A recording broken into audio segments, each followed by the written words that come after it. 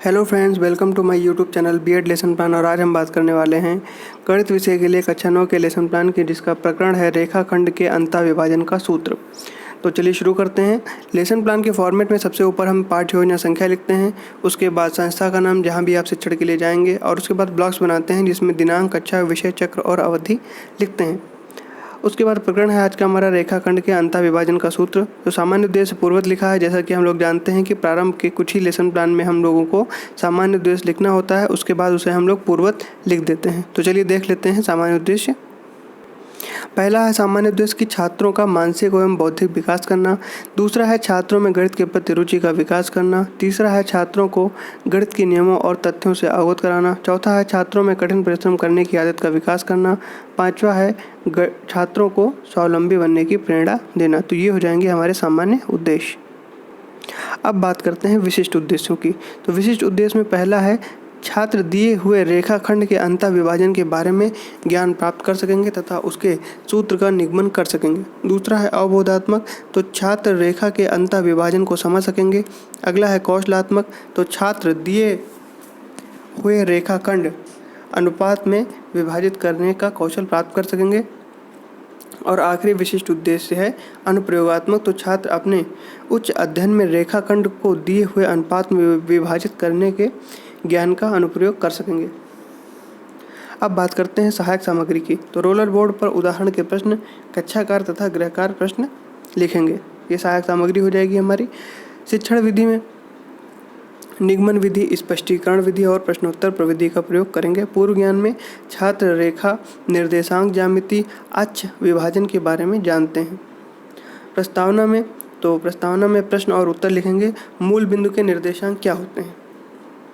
तो मूल बिंदु के जो निर्देशांक होते हैं वो 0,0 होते हैं। फिर दूसरा प्रश्न है कि एक रेखा बनाएंगे और पूछेंगे कि यह क्या है। तो उत्तर में लिखेंगे कि यह एक रेखा खंड है। फिर तीसरा है कि ऐसे ही एक रेखा खींचेंगे और बीच में P बिंदु रखेंगे और इसमें पूछेंगे कि इसमें बिंदु P का क्या अर्थ है। तो उत्तर में लिखेंगे कि रेखाखंड AB को बिंदु P अंतः विभाजित कर रहा है। चौथा है अंतः विभाजित करने वाले बिंदु P के निर्देशांक का सूत्र क्या होता है। तो उत्तर में लिखेंगे कि समस्यात्मक प्रश्न। तो और यहीं से हम अपना उद्देश्य कथन प्राप्त कर लेंगे कि छात्रों, आज हम रेखाखंड को दिए गए अनुपात में विभाजित करने वाले बिंदु के निर्देशांक निकालने के सूत्र की स्थापना तथा उससे संबंधित प्रश्नों को हल करेंगे। अब इसी प्रकार नीचे 4 ब्लॉक्स बनाएंगे, जिसमें पहला है प्रस्तुतिकरण, छात्राध्यापक क्रियाएं, छात्र क्रियाएं और शामपट कार्य। तो प्रस्तुतिकरण के नीचे लिखेंगे शिक्षण बिंदु और शिक्षण बिंदु में लिखेंगे सूत्र का निगमन। छात्राध्यापक क्रियाओं में लिखेंगे प्रश्न, तो यदि रेखा AB बराबर 5 सेंटीमीटर, AP बराबर 2 सेंटीमीटर, PB बराबर 3 सेंटीमीटर हो तो बिंदु P रेखा AB को किस अनुपात में विभाजित करता है।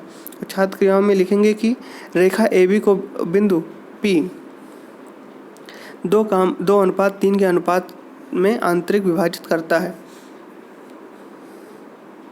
अब प्रश्न लिखेंगे कि यदि A x1 y1 और B x2 y2 हैं तो P के निर्देशांक बताइए। तो यहाँ पर छात्र मौन रहते हैं, इसमें लिखेंगे कि मौन। छात्राध्यापक कथन में लिखेंगे, अब इसको सिद्ध करेंगे फार्मूले को। तो माना दिए हुए दो बिंदु x1 y1 और x2 y2 हैं, अतः बिंदु A और B से खींचा जाने वाला रेखाखंड AB है। तो इसी प्रकार का यहाँ पर ये चित्र बना लेंगे और फिर आगे देखते हैं। तो यहाँ बिंदु P रेखाखंड AB को अनुपात M1 अनुपात M2 में अंतः विभाजित करता है, अतः AP अनुपात PB बराबर M1 अनुपात M2 हो जाएगा। तो चित्र में त्रिभुज ASP के कोण त्रिभुज PQB के संगत कोणों के बराबर हैं, अतः त्रिभुज ASP और त्रिभुज PQB समरूप त्रिभुज हैं। AS बटे PQ बराबर SP बटे BQ, तो बराबर PA बटे PB हो जाएगा, बराबर M1 बटे M2। तो x माइनस x1 बटे x2 माइनस x बराबर y माइनस y1 बटे y2 माइनस y बराबर M1 बटे M2 हो जाएगा। तो यहाँ आ जाएगा M2 ब्रैकेट में x माइनस x1 बराबर M1 x2 माइनस x। तो यहाँ पे इसी प्रकार लिखेंगे तो x बराबर आ जाएगा ब्रैकेट में ब्लॉक में m1 x2 plus m2 x1 बटे m1 प्लस m2 और इसी प्रकार y बराबर m1 y2 plus m2 y1 बटे m1 प्लस m2।